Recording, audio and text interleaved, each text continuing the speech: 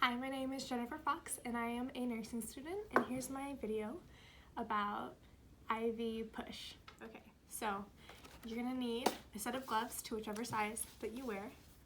You're gonna need a blunt fill needle that's gonna go on your tuberculin syringe, which is going to be what you're using to drop the medication. After, you're gonna get your medication, which as per my order, you're gonna need a doctor's order as well. My patient's gonna need 4.5 milligrams of morphine, IV push, and you're gonna need alcohol prep pads, and two 10 ml flushes.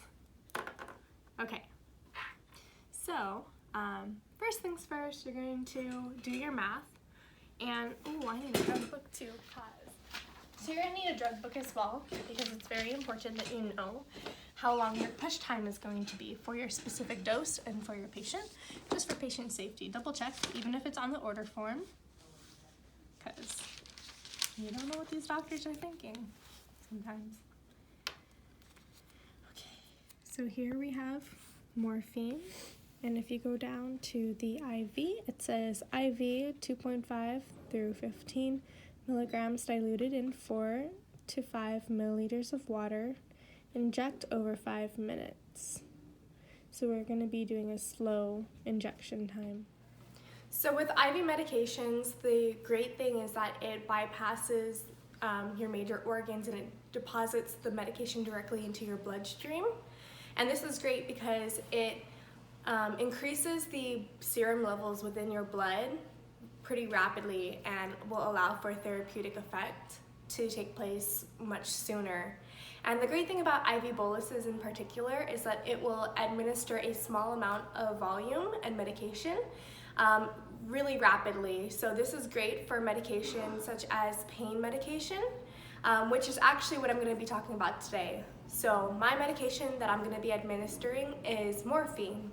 And there are a couple of things about morphine. It's a narcotic opioid used for severe pain. And there's a couple of side effects of that. There's nausea, constipation, orthostatic hypotension. There's also a risk for respiratory depression. So these types of things need to be kept in mind when administering it to your patient, as you do have to do patient education and explain that these sort of things may happen. It's the medication. You can give them prophylactic things for nausea and constipation, GI upset, but one thing about IV push meds that can sort of be considered a risk is going to be the incompatibility of fluid. So you want to always double check to make sure that the medicine that you're going to be running is able to be compatible with. Even if it's like a maintenance fluid, you need to look that up on the MAR. Is it able to go with potassium? Can I push this medication if there's a line of NS or D5W running? So always check that first. Another thing that also is a problem sometimes would be looking up push times. So the doctor will order a specific push time, but it's up to the nurses to double check that, which even when I was looking up in MedBook for morphine, there's about 10 to 15 different push times available depending on its use and the patient itself. So you want to double check that the range that you're going to be pushing time is acceptable. There's a couple of risks including with IV boluses, which include like med preparation error, if you drop the wrong amount in a vial and you administer it, or if you have an unlabeled syringe, as you'll see later on in the video. One's an IV flush and the other one's a standard, the one with the medication. Some people will mistake it and believe that they administer the medication when really it was the flush. And that, because of the push time, dramatically changes things. Another thing you want to make sure at the end, dispose of everything the way that they're supposed to. So things that need to go in sharps, that's appropriate, should go into sharps. And the rest, such as gloves and IV swab, like alcohol swabs, they're gonna go in the regular trash can. So just keep a look out for that. I have my needle with the blunt tip on it, and as per my order, it says I need 4.5 milligrams of morphine. And this vial contains a concentration of 10 milligrams per 1 milliliter. So I'm going to be drawing up 0.45 milliliters. And in doing so, first I'm going to take my alcohol prep pad and I'm going to scrub the top of the morphine. And then take my needle and draw up the 4.45.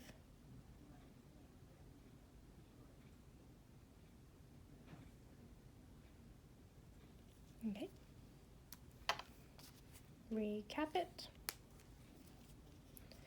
And as you can see, there's like an air bubble pocket there from when I drew it up. So I'm just going to vigorously shake / slap it around some to get the air bubble to go up to the top, because we don't want that to go in a patient. That's bad. And I'm just going to, now that the air bubble is at top, I'm going to push it back to my 4.5.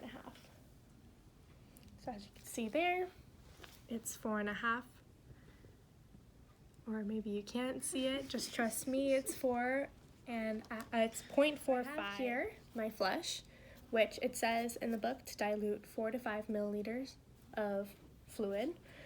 So I took out 5 milliliters. I'm just going to be drawing back on my vial to leave room for my medication that I'm going to be putting in.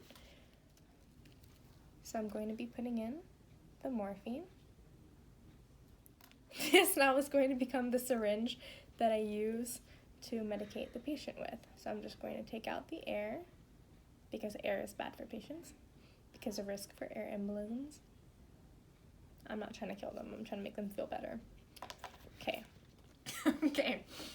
So, hi patient, can you please state your name and date of birth? This patient's gonna say, I am Donald Trump and I was born May 9th, 1930. And I'm gonna say, yes, that matches up with my doctor's orders. I'm then gonna say, okay patient, can you please tell me if you've had any allergies or any type of allergic reaction to medication? And he's gonna say, no, not at all, I'm healthy as a horse. I'm gonna say, great. I'm going to be inspecting his IV site for phlebitis, patency. Want to make sure that we're not going to be putting it into an already irritated vein and that the line is patent. Before doing anything else, I want to double check my order, make sure that it's the right time, right dose, and the right situation to be giving this to my patient. So I check all these things, right patient, right dose, right time. Yes, yep, this is right. Okay, so then I'm gonna say, hey patient, I'm gonna be giving you your morphine. And then at this time I would do patient education, which I'm going to be describing in the earlier part of the video. So that's just gonna include indications, things to watch out for. For example, for morphine, we're gonna make sure that we're monitoring them when they're ambulating and monitoring their respiratory rate. Just because of different, we wanna make sure that you're gonna be telling the patient what kinds of things they need to look out for if they start feeling unwell. We know that there's an adverse reaction, so yeah, so we're gonna be checking that. So yes, the time is correct, all the route is correct and everything. So we're ready to go. First off, I'm going to be making sure that the IV is unclamped, right? I'm going to scrub the hub again. Well, I guess not again, this is going to be my first time scrubbing this hub. And I'm going to take my flush and I'm going to do a quick flush just to ensure patency of the line. Yes, it looks good, there's no bubbling, there's nothing odd going on over there. So I'm going to do my 5 mLs of flush. I'm leaving the last 5 for after. I'm then going to take my medication, which I'm going to instruct my patient. So I'm going to be giving you morphine now, and it's going to be given over a 5-minute time period. So, yeah, you're going to be with me for 5 minutes. So I'm going to start. Look at the clock.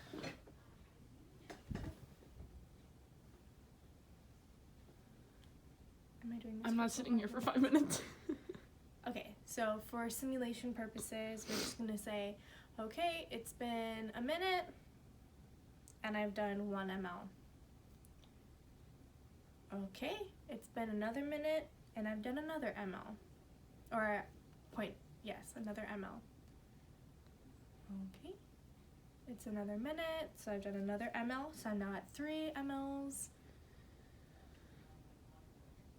Okay, it's been another minute, so I'm now at 2 mLs. Alright, so this is just a slow and gradual thing. Okay, it's been another minute, so I'm at 1 mLs.